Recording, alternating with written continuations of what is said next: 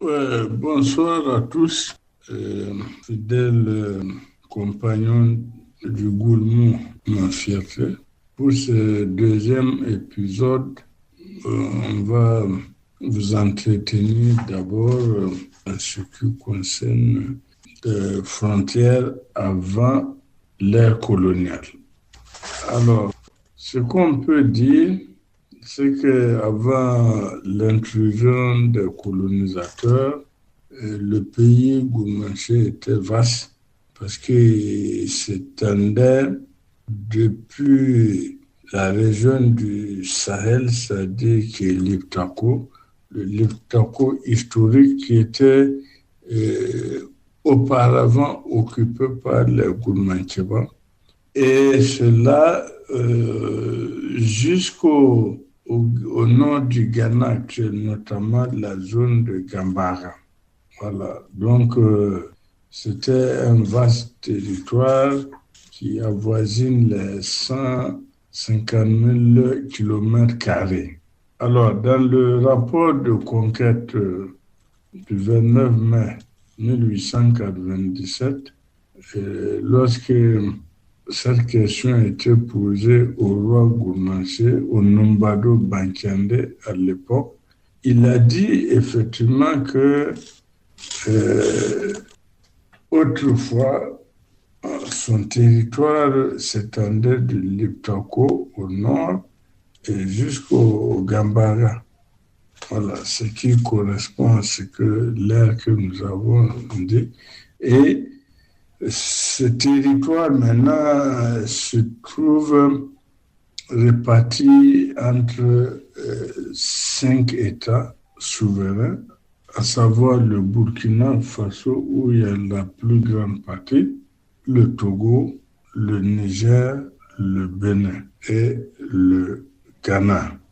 Bon, il faut préciser que pour ce qui concerne la partie qui se trouve au Ghana, c'est surtout lorsque l'Allemagne a perdu la Première Guerre mondiale et qu'on a partagé sa colonie togolaise entre les Français et les Anglais.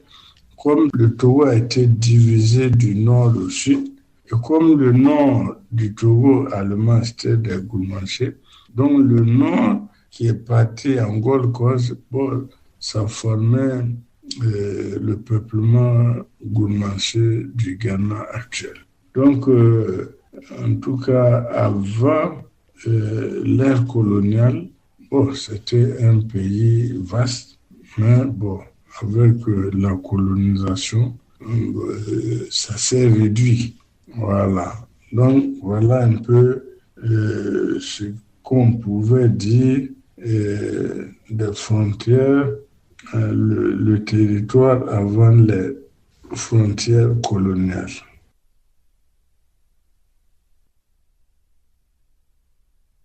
Voilà, pour le deuxième sous-point, il y a lieu même d'ajouter le troisième parce que ça va de pair, c'est-à-dire le système politique et puis les territoires.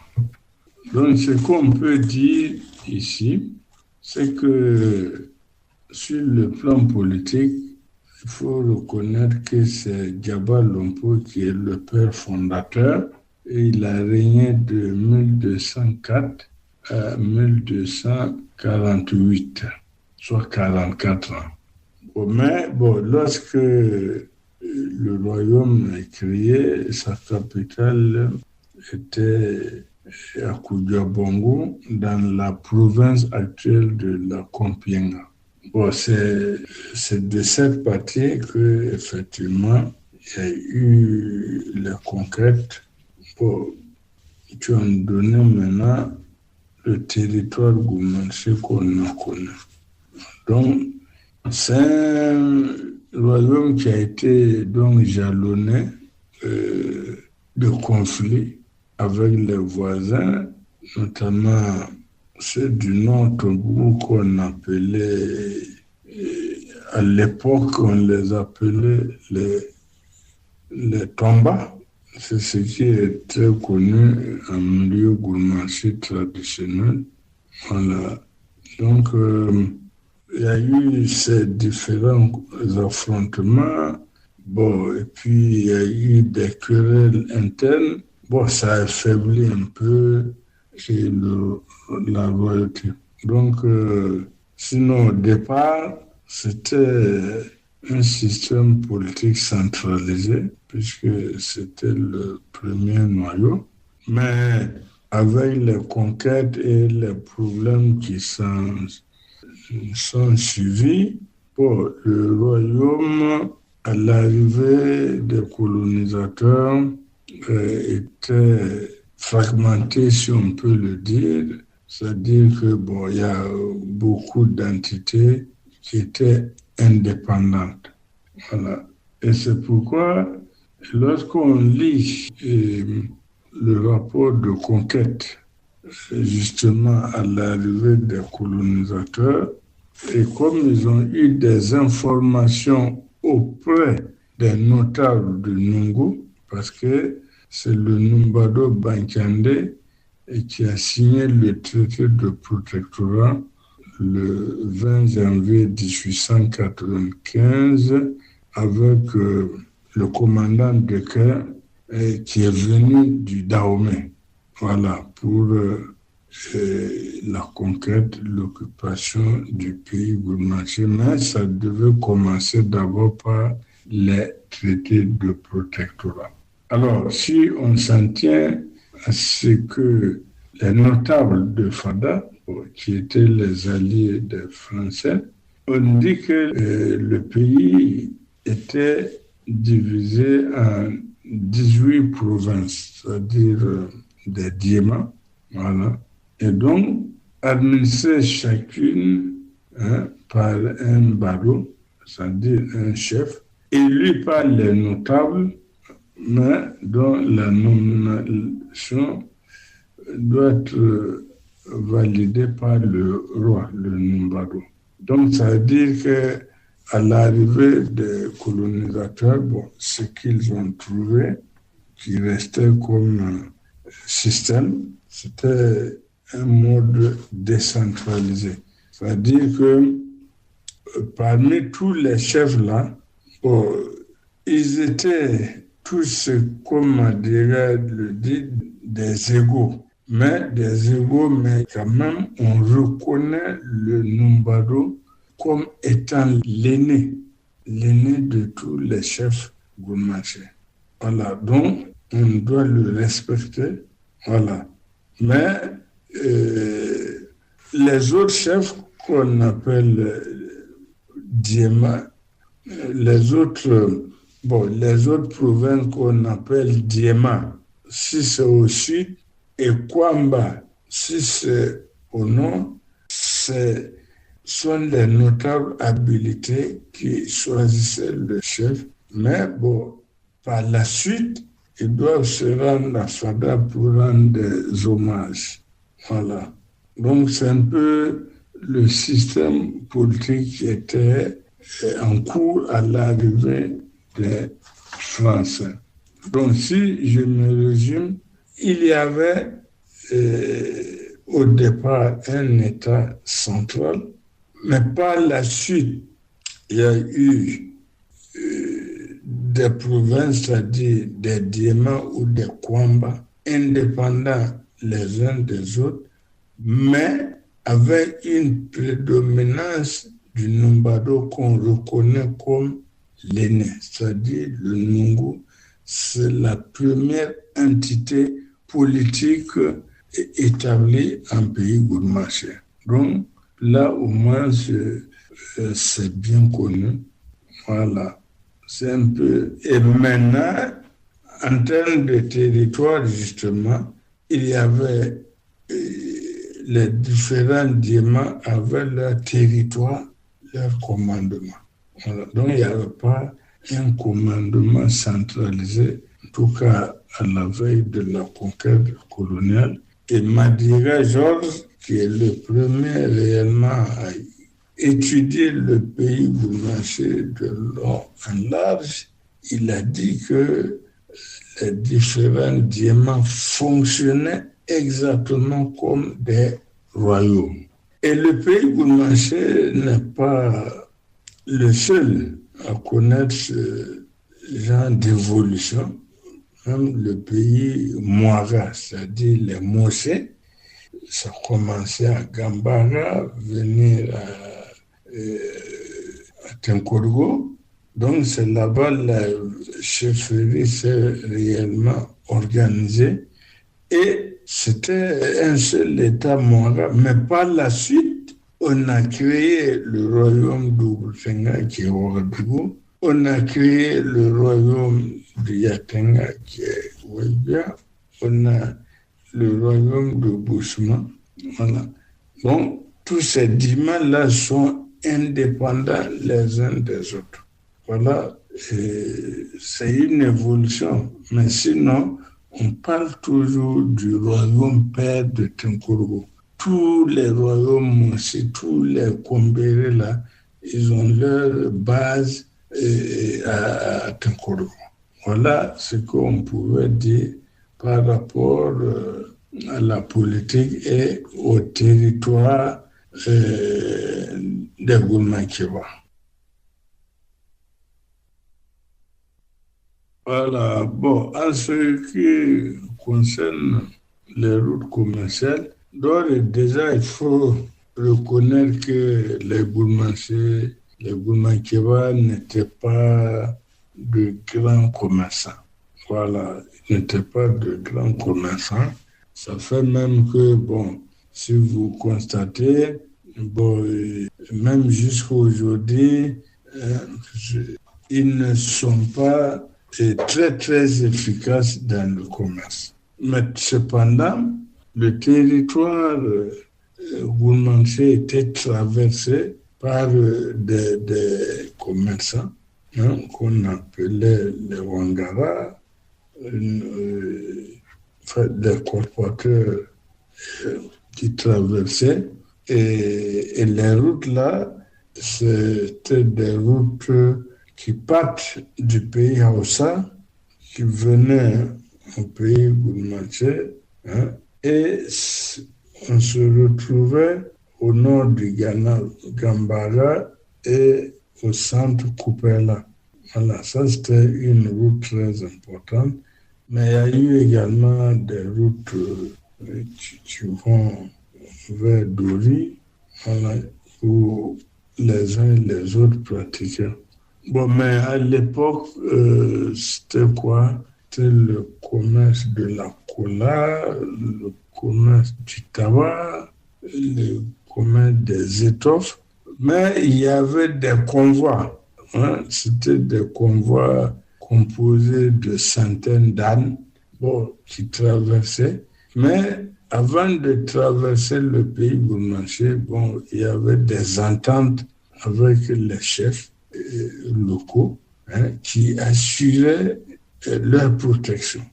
Ils pouvaient passer même une semaine dans une localité pour se reposer et puis essayer de vendre les produits. Voilà. Et ils étaient sous la protection des chefs.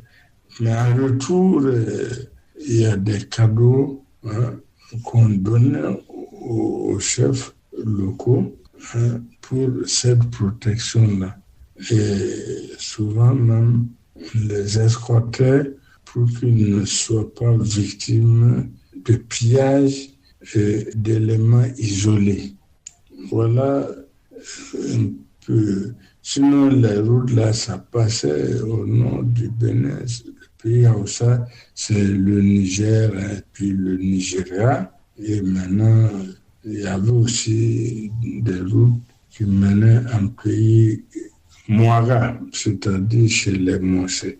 Donc, voilà un peu ce qu'on pouvait dire en ce qui concerne les routes commerciales.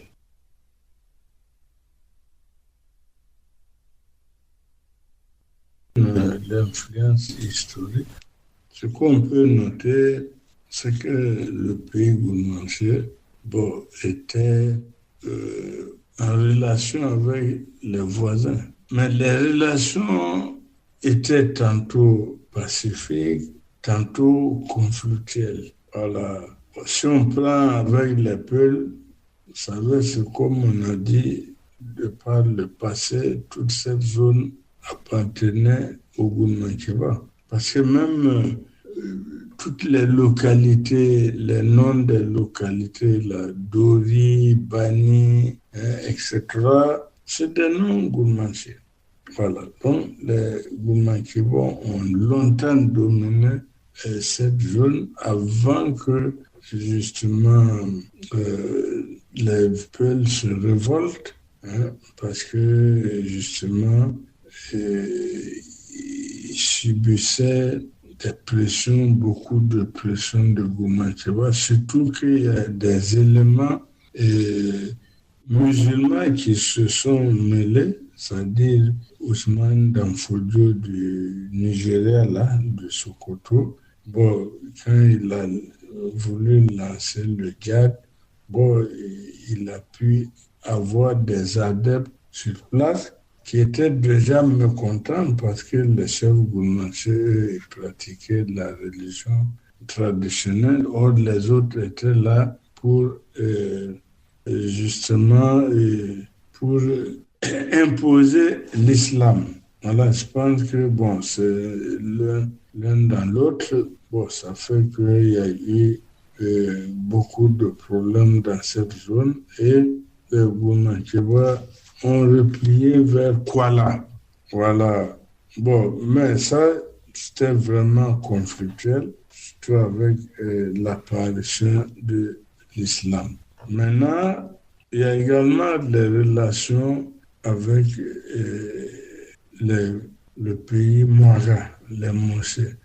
Bon, ils ont des relations, des liens forts depuis même qu'ils ont traversé ensemble le fleuve Niger à partir des confins du Tchad pour se retrouver vers Gambara, remonter. Donc, il y a des liens de fraternité qui ont été tissés, voilà, entre les Moussés et les Gourmand-Kiva. Mais comme à l'intérieur même, aussi bien des Gourmand-Kiva que des Moussés, il y a eu beaucoup de problèmes, surtout dans les périodes de succession. C'est-à-dire au moment où le roi meurt et qu'on va vouloir mettre en place un nouveau roi, il y a toujours eu des problèmes. Et c'est en ce moment que tantôt les Moussés sollicitent les Gourmand-Kiva pour les aider à placer le roi, ou bien c'est les Gourmand-Kiva qui sollicitent également les Moussés à placer le roi. Et là, nous avons, par exemple, l'exemple de Numbado Bankande, justement, quand il y a eu la crise de succession à Nungu. Alors, et comme ils étaient en conflit avec Diapango, le Numbado était obligé de se replier sur Gabo. Et de Gabo, il a lancé un appel aux Moussés de Koupela, de Boussa, de l'appuyer. Et effectivement, quand on lit le rapport de conquête, effectivement, les chefs Moussés de Boussa, de Koupela, sont venus à son secours, mais ils n'ont pas pu vaincre principalement Diapango, et qui était la plateforme de la résistance à l'époque. Donc, ça dit qu'il y a eu des graves conflits, et c'est dans l'incapacité de Numbado à vaincre ses ennemis qu'on lui a conseillé de faire appel aux colonisateurs qui étaient là. Et c'est comme ça qu'il a signé le traité de protectorat le 20 janvier. Et maintenant, 1895, et nous savons que dans leur accord, le Numbado voulait justement que les Français puissent les aider à neutraliser tous les adversaires. Et c'est ce qui a été fait en 1897. Hein. Ils ont vaincu et Gapangu et tout le reste. Voilà. Donc, les relations là, les influences étaient tantôt pacifiques, tantôt conflictuelles, avec les voisins proches comme les voisins lointains. Voilà. Parce que on a déjà parlé de conflits avec les Tomba du Nord Togo, qu'on appelle aujourd'hui des Tchokosi. Voilà. Donc, c'est un peu des relations comme ça, hein, qui ont animé la vie politique en son temps. Donc, il y a eu beaucoup d'influence, hein, politique. Bon, et étant donné que à la veille de la conquête, hein, ce n'est pas un pays gourmandé seulement, que ce soit chez les Peuls, chez les Moussés, il y avait des problèmes. C'est ce qui a facilité même aux colonisateurs français, anglais, allemands de conquérir facilement l'Afrique. Parce qu'il y avait beaucoup d'influences extérieures et il y avait des problèmes internes. Voilà, ce sont tous ces problèmes-là qu'on essaie de vraiment résoudre, colmater pour qu'on puisse aller vers la paix. Voilà un peu ce qu'on pouvait dire. Merci beaucoup pour l'attention et s'il y a des questions, je suis disposé à donner les réponses dont je suis en mesure de donner. Parce que réellement, bon, ce que vous demandez, c'est juste des résumés. Voilà. Et on s'en tient à des résumés pour être dans le cadre de ce que le gouvernement Machiaté souhaite avoir. Bon, les débats sont ouverts et chacun peut apporter sa contribution.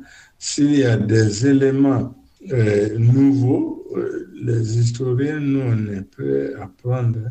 Il faut avoir au moins des sources fiables, des sources anciennes. Voilà, ça peut nous aider à avancer et je pense que ça peut nous aider à aller vers la paix aussi. Parce que tous les problèmes que le pays gourmandé connaît, le Burkina connaît, c'est dû en grande partie au manque de connaissances historiques. Voilà. Merci une fois de plus et à la prochaine.